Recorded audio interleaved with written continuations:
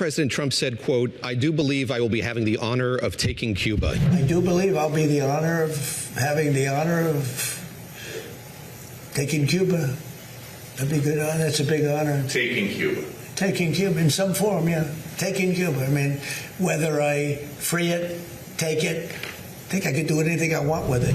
What is your reaction to some of the rhetoric that we've heard from the President of the United States? Well, you know, during the last 3 months, almost every day, President Trump or Secretary of State Marco Rubio said something like this: "Friendly, take cover, we are negotiating, we are not negotiating, we are ready to bomb and destroy everything."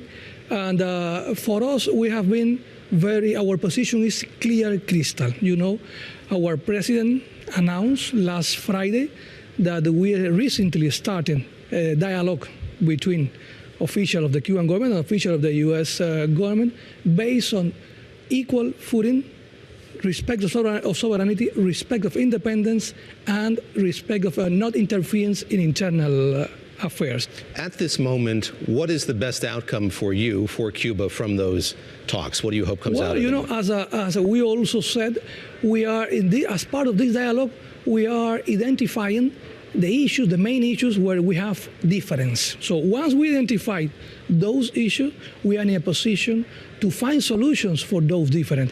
And at the same time, we are in a position also to identify areas where we can cooperate in benefit of mutual part, because usually people talk that a conversation between Cuba and the U.S. is only beneficial for Cuba, and it is not. It's beneficial for both parts, like we proved in the past. You talked about what's on the table and what isn't. So we had the Secretary of State saying Cuba has to put new people in charge. Is Cuba willing to make changes to senior leadership to appease the United States? Not at all. As I told you, this is the only people that has the right to elect our leadership is the Cuban people. So no one will come to tell us you have to do this or to that in this regard, you know. So it is part of, we are not asking the U.S.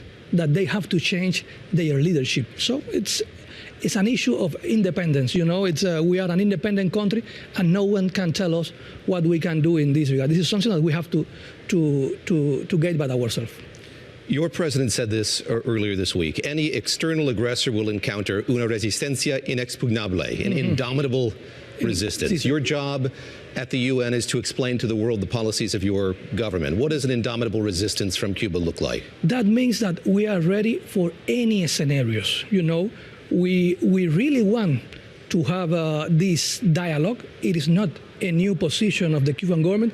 It is a very long-standing position of the Cuban government that we consider that the best option for both parts is to have a different kind of relation, you know. So, and we are open to talk about everything. We are not telling that we can talk about everything based on what I told you, not interfere in internal affairs. But if you want to talk about human rights, we are ready to talk about human rights. The U.S. government has concern about human rights in Cuba. Okay, we have concern also about human rights in the U.S. Something happens in Minnesota or in some other area, so we can talk about this. If you want to talk about democracy, we are ready to talk about democracy also with the U.S. government, you know. But so this is our position. But at the same time, we are ready for some other scenarios, because we suffer aggression from the U.S. government in the past, so we know about that, and we have to be ready for it. So when the president said that, that means that we are ready to talk. This is our main position. But if someone try to invade Cuba, or if someone try to make an aggression to Cuba, they will find a whole people, 10 million people, ready to defend our sovereignty, our independence. Let's talk a bit about the oil blockade that's been in place. The last shipment that you got of oil was in January. That came from Mexico. Before that, in December, you got a shipment from Venezuela. Of course, circumstances have changed. You used to rely on 25,000 barrels a day from Venezuela. That's gone. What has the impact of that, the oil blockade imposed by the United States, been on the country of Cuba over these last couple months? It has a huge impact. The first question here is, do the government of the U.S. has the right to impose a blockade like this? Do they have the right to set third countries that they can sell or not oil to Cuba. I think that they have not this right, and this is not. They are violating the international law, the international humanitarian law, the Charter of the UN, the rules of the foreign trade. So we have 96,000 people that are waiting for a surgery because we don't have electricity or oil to have electricity in the hospital. Around 11,000 of them children. We have more than 30,000 women, pregnant women, waiting for an ultrasound because also lack of electricity. But you need electricity to produce food. You need electricity to pump water. You need electricity for food transportation, to transport people. You need electricity for almost everything. So here, David, we are looking a collective punishment to a whole country just because another country, they want to change the government of Cuba. Who do you count as a close friend of Cuba at this moment when there is so much scrutiny of the island country by the United States? Well, as an ambassador at the UN, I can tell you that we count with the support of the majority of the countries all over around the world. You're hearing that from other ambassadors? Not only here. We have a statement of the G77 and China condemning this policy. G77 and China is the largest group of member states in the UN, 134 countries. Are you disappointed China isn't doing more? They're sending solar equipment, for instance, but do you wish that they would take a stronger stand? Not at all. We have been receiving political support for the majority of the country, but at the same time, we have receiving some other support from many countries. You mentioned China, Vietnam, Mexico, Russia, Brazil, Chile, there are the Caribbean countries. The UN system is also working now to try to implement this when a country offers some kind of aid. They are trying to be like a bridge. What is your message to the American people at this moment as we hear, again, the president making bellicose statements from the White House? What would you say to American people who are watching this and hearing from the administration that things are bound to change in Cuba in the near term?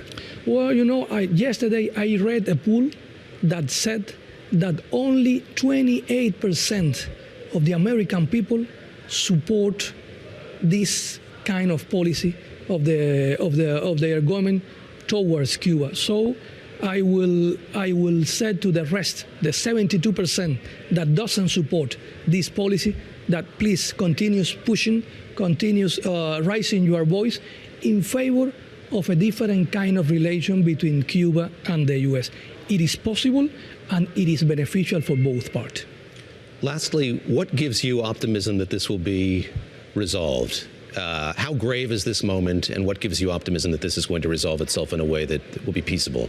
Because this is not the first time that we face a situation like this. We have been, unfortunately, facing this kind of policy for many years. I lost the count of how many presidents of the U.S. tried to change the government in Cuba, and we are still here. And as I told you, for us, there is only one option: resist and to keep and to prove that it is possible to be different. We are not better, we are not worse than the U.S. government or than the U.S. people.